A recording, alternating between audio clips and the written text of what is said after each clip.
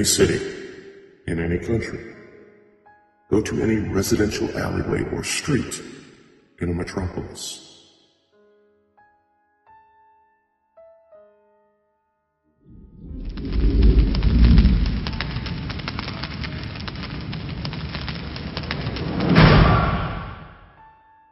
It's as if an ocean of oil were rushing past, stretching as far as the eye could see, yet only ankle deep.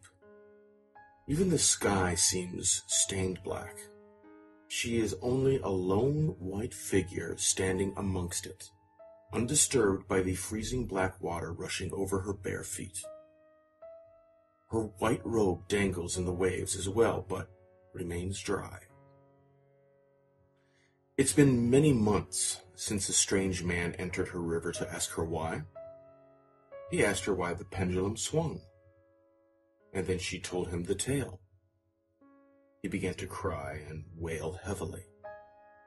Then she took pity on him and decided to go with him. Now, Snow White is all alone.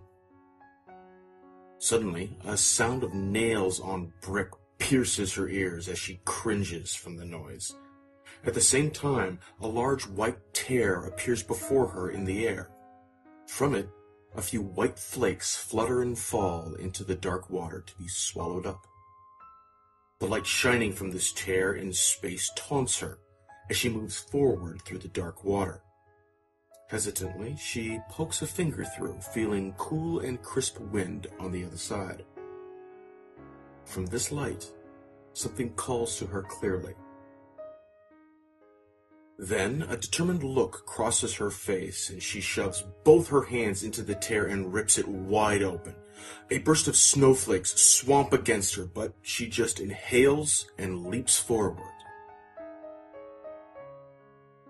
It's snowing in Manhattan. It falls in large cotton ball clumps, coating the streets softly. People are bustling to and fro as usual, but no one is looking at each other. No one is talking. They're too busy with their own lives to keep each other company in this cold city. What is it about New York that makes it so lonely?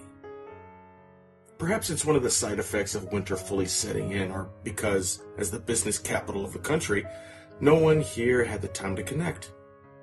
Or maybe it was just because I had moved here from the Midwest, where everyone seemed to know each other. Here, I rarely talk to anyone. From my fifth-story apartment, you can watch people come and go down the street as you please. It's just like any other street in the city, dull and boring. Today, though, it's notably not that way.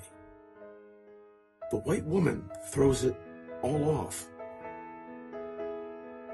One might mistake her for a mannequin by how pale she is. Her hair is very long and purest white, and she wears a long white kimono-like robe around herself. The way the cold October snow alights down on her figure makes her look haunting, like a ghost. I've only just returned from getting groceries when I see her standing in the street before me, clothed so thinly in this freezing weather. She's looking around curiously as if she's lost her way, but her face is completely blank. Her skin is a soft and radiant white, like snow. The skin around her eyes is much darker, gray or black. It's as if someone had given her two black eyes. Despite this, she still looks beautiful. Talking to her would usually make me nervous, but today is different. It's been a good morning so far. I got a great tip at the cafe, traffic was good for once, and all of my favorite songs were on the radio. Today, I feel a spark of confidence. Excuse me. I start setting down my bags. Are you cold? Can I offer you my scarf? I hold forth my scarf, smiling like an imbecile. In some manner of acknowledgement, her eyes and face certainly turn to me, but she doesn't answer. She doesn't change her expression. Within those eyes, I see nothing. My smile falls from my face. She turns her eyes away from me, only shifting slightly in her pose as if to shrug the offer off. I try to say something, an apology perhaps, but I find my words sticking in my throat. So I hunch my shoulders and turn away from her, glancing back over my shoulder at her one last time. She's gone, as if she had never been. I nearly drop my bags out of shock and look around wildly.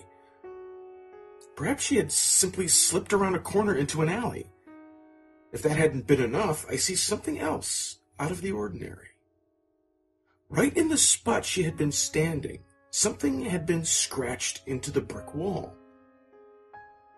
It's hard to read as it's crisscrossed by mortar, but I come closer and trace the lines carefully with my eyes. My heart drops into my stomach. Save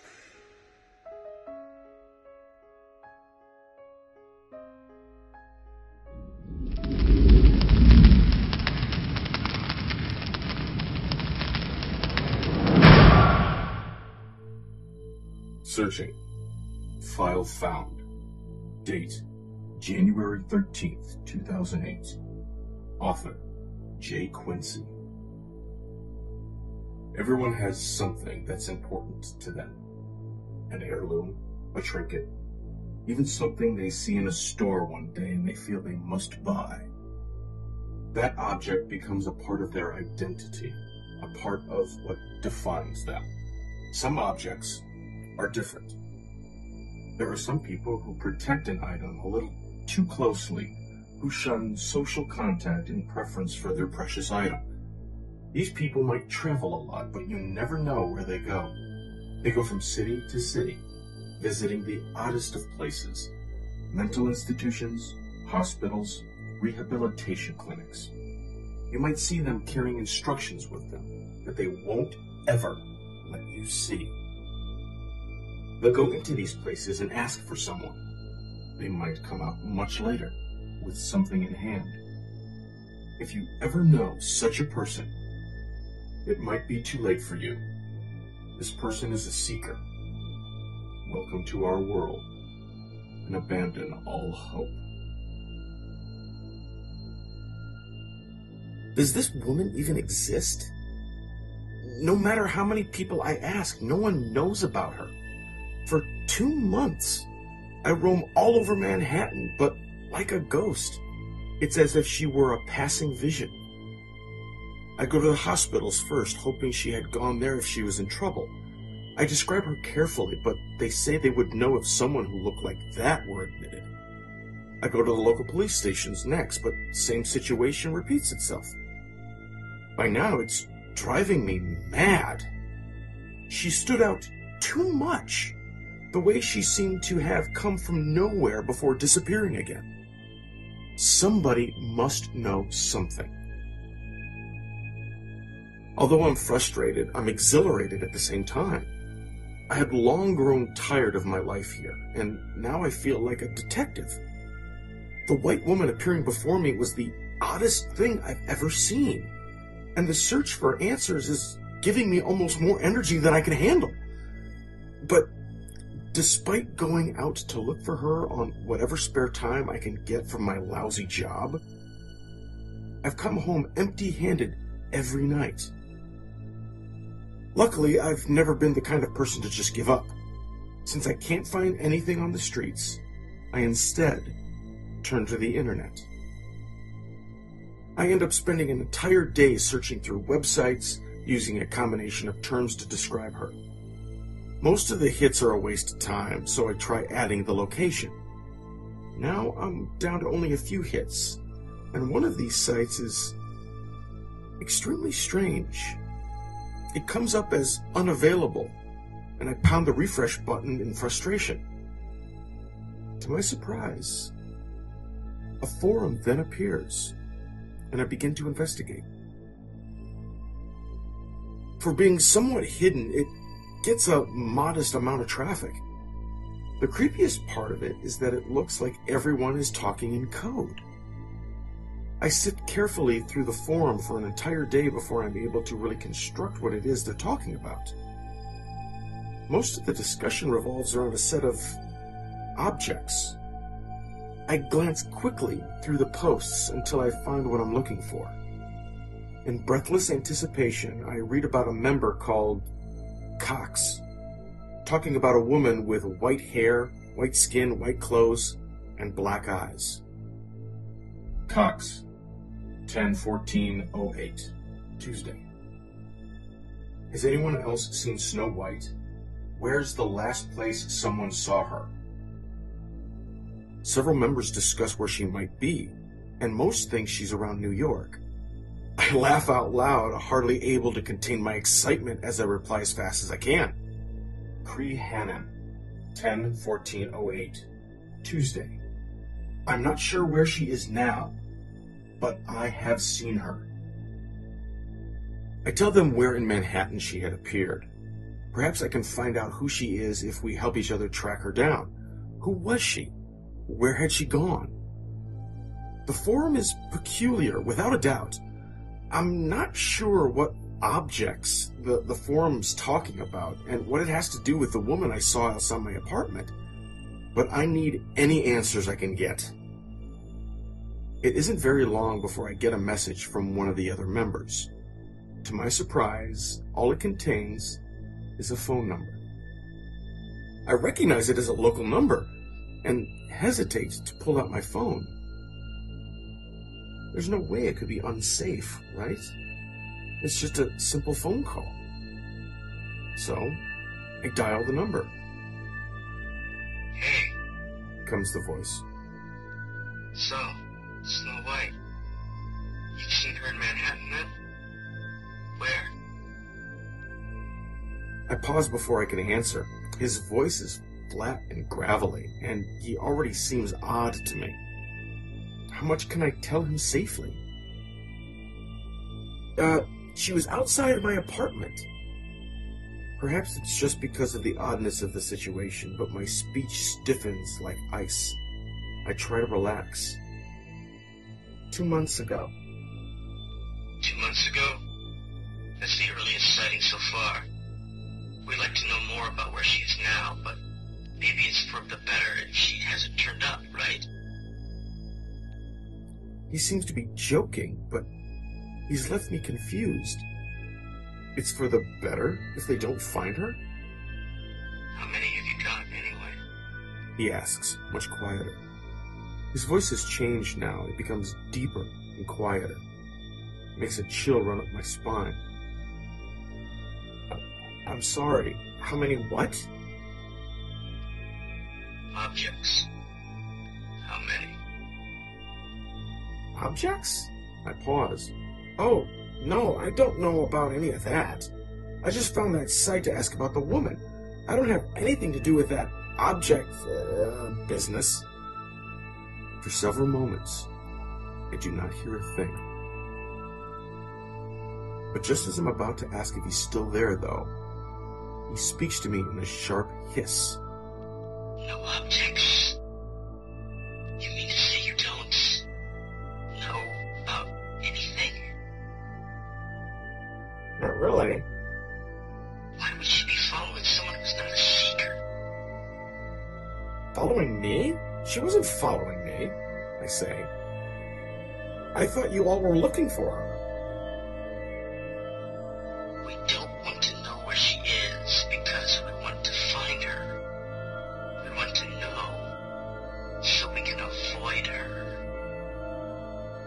Why would he want to go to such lengths as to avoid one woman? Look, I don't know what you're talking about. I just wanted to find this girl. Do you know where she is? Do you want to? He breathes in disbelief. We seekers would rather her disappear. So are you going to help me or not? There is one more long pause, and what he says next is barely audible. You still want to know about her? You're going to have to get your hands dirty. This talk about objects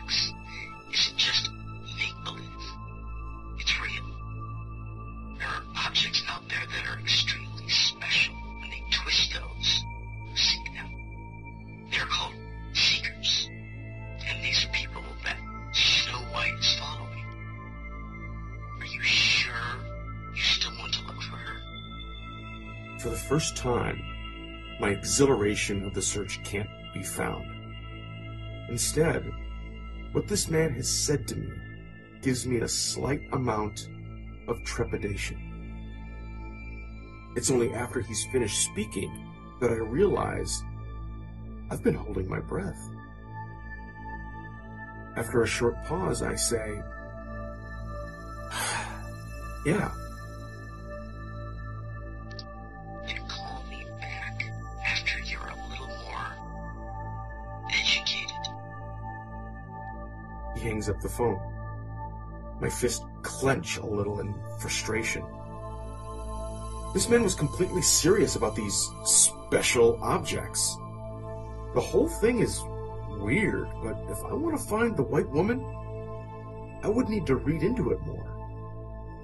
I slump back into my chair, once again leaning over to stare down into the street that the white woman had appeared in. The fallen snow goads me, reminding me of the ghost I saw that day.